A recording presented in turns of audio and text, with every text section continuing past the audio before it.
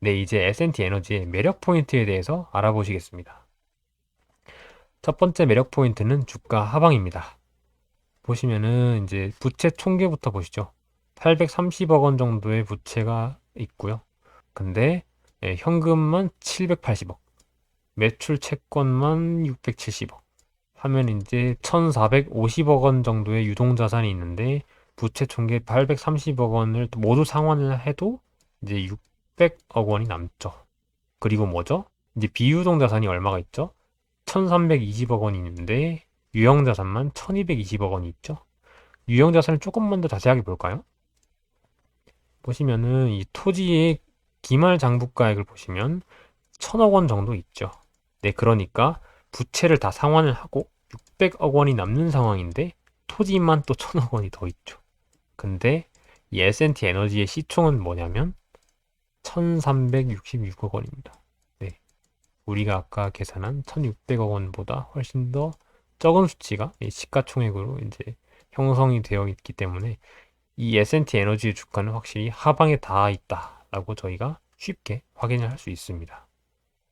네, 그리고 두 번째 매력 포인트를 보시면 네, 굉장히 재밌는 포인트인데요. 정치적인 수혜를 쌍방으로 받습니다. 네, 이게 무슨 소린지 잘 이해가 안 가실 수 있는데 네, 우선 천천히 설명을 드리겠습니다. 네, 지금 보시는 이 사진은 유력한 대선 당선 후보인 이재명 후보와 윤석열 후보입니다. 이 이재명 후보가 이 원전 정책에 대해서 어떤 말을 했는지 한번 살펴보시겠습니다. 보시면은 이제 한 달 전 자료인데요.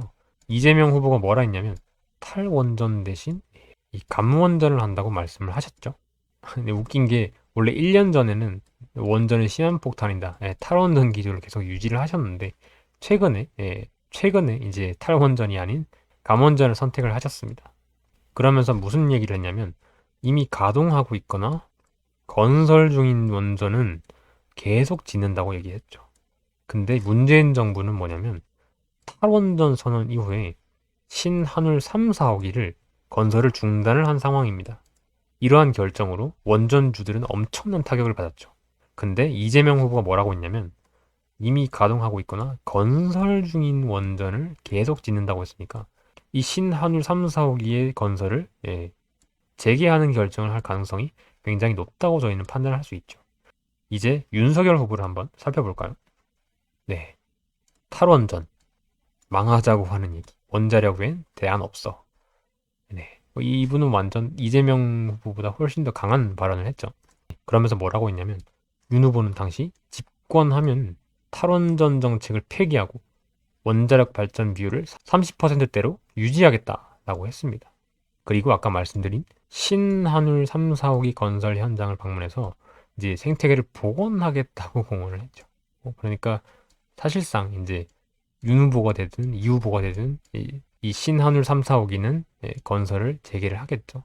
근데 이제 이재명 후보보다 윤석열 후보가 훨씬 더 원전에 대해서 적극적인 게 뭐냐면 지금 이제 원자력 에너지가 우리나라 전력 공급에 영향을 미치는 비율은 20% 정도 됩니다. 근데 근데 여기에서 10%포인트를 증가시켜서 이 30%로 만들겠다는 거는 단순히 이 신한울 3, 4호기를 건설 재개하는 것뿐만 아니라 이 새로운 원전을 건설하겠다는 말이거든요. 그래서 만약에 윤 후보가 대통령으로 당선이 된다면 이 원전 테마로 복수기 쪽 매출 증가로 조명을 받아서 S&T 에너지가 뜰 가능성이 높고요.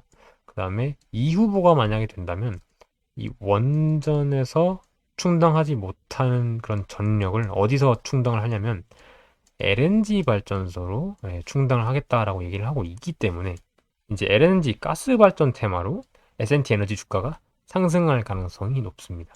그러니까 이제 윤 후보가 되든 이 후보가 되든 이제 쌍방으로 정치적 수혜를 받을 수 있는 기업이 바로 S&T 에너지라고 저희는 볼 수 있는 겁니다. 굉장히 재밌죠. 그리고 제가 판단한 건데 이러한 포인트는 시장에서 아마 아직 파악을 못하고 있을 가능성이 높습니다. 네, 그리고 이제 세 번째 매력 포인트인데요. 제가 이 영상을 찍은 건 바로 이 세 번째 매력 포인트 때문이라고 봐도 과언이 아닙니다. 이 세 번째는 뭐냐면 이 에어쿨러의 매출이 상상 이상으로 증가할 것이다 라는 포인트입니다. 네, 우선 에어쿨러의 수출 비중을 한번 보실까요? 작년 3, 4분기까지 1020억 원 정도의 매출을 달성했는데 985억 원이죠. 그러니까 뭐 거의 뭐 95% 이상이 내수가 아니라 수출에서 발생을 한다고 저희는 확인을 할 수 있는데요. 그럼 저희가 확인해야 할 건 뭐죠? 이 에어쿨러를 어디로 수출하냐? 이게 저희가 궁금한 거죠. 그러면 이제 이 에어쿨러를 수입하는 그 곳에서 얼마나 많은 정제 플랜트가 증설이 될 것이냐를 보면 우리가 에어쿨러의 매출을 전망을 할 수 있겠죠. 네, 그리고 이 자료는 이 에어쿨러가 어디로 수출되는지에 대한 자료인데요. 엔드 유저, 뭐 EPC 뭐 다 모르셔도 돼요. 다 모르셔도 되고 이거 다 모르셔도 돼요. 네, 근데 이제 뭐 아람코 정도는 저희가 가져갈 수 있습니다. 워낙 유명한 회사니까. 아무튼 그래서 이제 저희가 가져가야 될 것은 이 로케이션인데요. 이거 다 눈에 익혀두시면 정말 좋습니다. 왜냐면 제가 지도 보고 하나씩 찍을 거기 때문에 네, 한번 눈에 익혀보시죠. 알제리아, 오만, 터키, 페루, 쿠웨이트, 이라크, 오만, 사우디, 아랍에미리트, 오만, 인도네시아, 태국, 사우디아라비아, 멕시코. 네, 한 번만 더 보세요.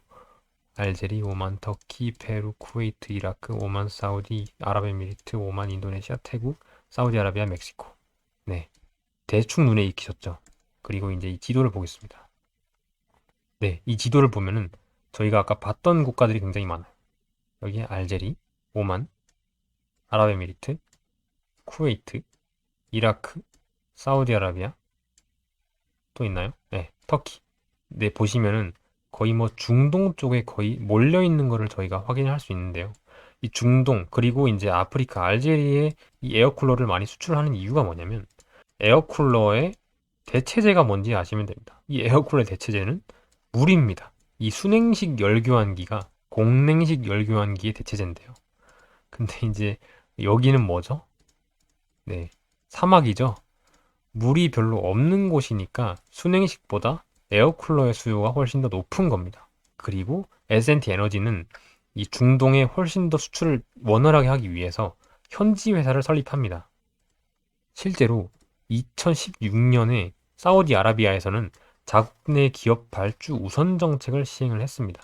이건 왜 그러냐면 이 사우디아라비아에서 이 원유 정제소를 짓는데 외국 기업들이 다 와가지고 이제 부품을 제공을 하니까 자국 기업들이 경쟁을 못하고 다 죽어나가기 때문에 이제 얘네들을 살리기 위해서 실시한 정책들이거든요. 근데 이제 S&T 에너지는 뭐냐면 그 정책 리스크를 피하기 위해서 사우디아라비아의 S&T 걸프라는 회사를 설립을 합니다. 그러니까 이런 방식으로 이 물이 없는 중동에 이 에어쿨러를 계속해서 공급을 하고 있고요. 근데 16년이면 이 S&T 걸프를 투자 포인트로 잡기에는 너무 오래된 뉴스지 않냐. 네, 여기에서 끝이 아니기 때문에 제가 가져왔겠죠? 더 보시죠. 이 세계 에너지 기구에서 2021년 03월에 발간한 5일 보고서입니다. 이 5일 보고서는 2026년까지의 분석과 전망이 담겨 있는데요. 이거는 총 160페이지고 제가 이제 S&T 에너지에 관련된 부분만 발췌해서 여러분들께 전달을 해드립니다.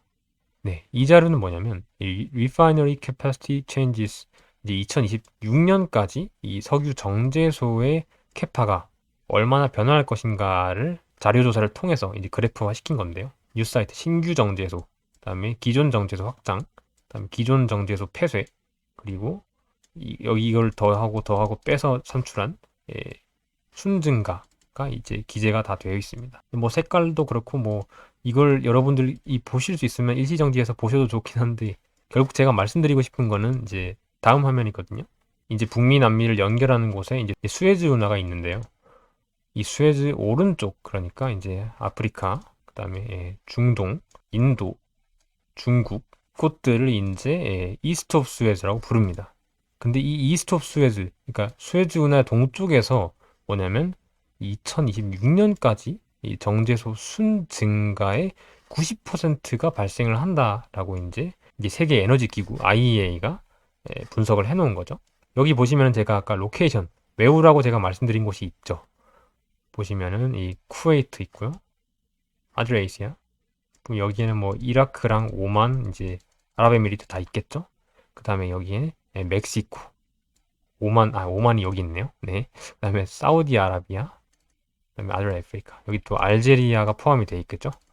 네, 보시면은 S&T 걸프에서 판매하는 에어쿨러를 수입하는 국가들 있죠. 이 쿠웨이트랑 뭐 멕시코 이런 국가들에서 이제 전 세계의 50%의 정제소의 순캐파 증가가 발생한다는 것입니다. 그러니까 이게 무슨 말인지 알겠죠? S&T 에너지는 사실상 지금 대박을 기다리고 있는 거예요. 그리고 S&T 에너지의 에어쿨러 제품은 세계 1등 제품이고요. 점유율도 그렇고 기술력도 그렇고. 그러면 여기서 이제 정제수를 만들면 에어쿨러를 어디 거를 쓸까요? 뭐 S&T 에너지 걸 쓰겠죠? 제가 말씀드리고 있는 이 내용이 무슨 내용인지 감이 오시나요? 네, 그리고 이제 다음 자료를 볼까요? 이 자료는 어떻게 만들어진 거냐면 이 IEA에서 세계 각국의 원유 정제소의 가동률 정보를 모두 취합을 해서 가동률을 계산한 그런 자료인데요. 보시면은 이게 80%입니다. 근데 제가 아까 뭐라고 했죠? 80%가 안 되면 정제소 폐쇄가 발생한다고 했죠. 그래서 이제 IE에서 뭐라고 하냐면 80%를 넘기기 위해서는 글로벌 리파이너리 가동률이 더 증가를 해야 한다고 얘기를 하고 있어요. 그러니까 required라고 돼 있죠. 이 정도는 증가를 해야 80%가 넘는다라고 이제 얘네가 얘기를 하고 있습니다. 그러니까 이 내용은 뭐죠? 80%가 안 되면 정제소 건설이 안 일어나고 S&T 에너지의 매출이 감소를 하기 때문에 S&T 에너지에 굉장히 안 좋은 심리를 만드는 뉴스라고 저희는 볼 수가 있죠.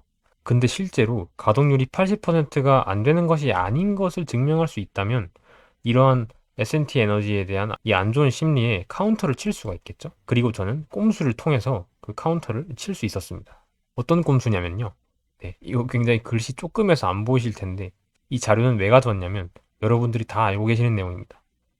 미국이 원유 생산량이 가장 많다. 네, 1등이다. 라고 하는 걸 보여주는 자료가 바로 이 표인데요. 이 표는 이제 BP, 뭐죠? 브리티시 페트롤룸이라는 영국의 석유 회사에서 발간한 리포트에서 얻을 수 있는 자료인데 뭐 원하시면 말씀하세요. 제가 링크 달아드릴게요. 미국에서는 뭐냐면 이제 하루에 이제 1,600만 배럴을 생산을 해내고 있고요. 이제 러시아랑 사우디에서는 1,200만 배럴 정도.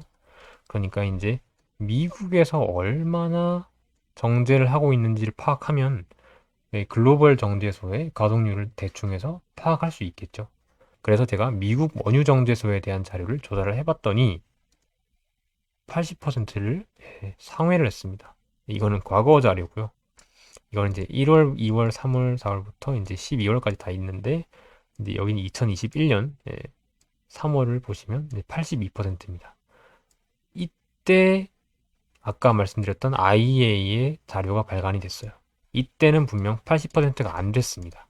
2월 달에는 이제 78%였고 3월 달에는 이제 82%였기 때문에 IEA에서는 당연히 80%가 안 될 것이라는 전망을 하기에 굉장히 충분한 수치였죠. 실제로 뒤에 보시면 제가 이거를 보기 힘드시니까 그래프로 가져왔습니다. 실제로 보시면은 이제 80%는 그냥 훌쩍 넘긴 상황이죠. 그래서 제가 말씀드린 게 뭐냐면 S&T 에너지에 대한 안 좋은 뉴스가 발생했음에도 불구하고 실제로 보니까 80%를 훨씬 더 넘더라. 오히려 이제 정제소 폐쇄가 아니라 증가가 예상이 되는 상황임을 저희가 확인을 했기 때문에 이 부분은 매력 포인트가 될 수가 있는 겁니다. 그리고 제가 더 재밌는 얘기 해드릴게요. 공냉식 냉각기, 그러니까 에어쿨러는 이제 제가 뭐라 했죠? 순행식 열교환기라고 말씀을 드렸죠. 근데 이 공냉식 냉각기, 이게 에어쿨러는 순행식보다 설치 면적이 더 넓습니다.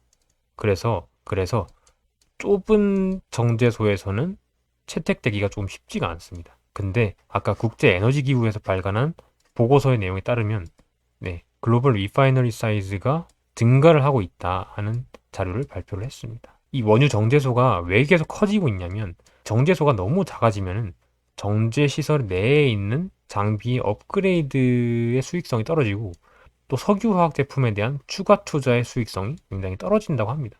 그래서 이제 국제적으로 정유소의 크기를 계속해서 키우고 있는 상황인데요. 이 글로벌 평균을 보시면 이 147k배럴 퍼 데이에서 154로 증가를 했습니다.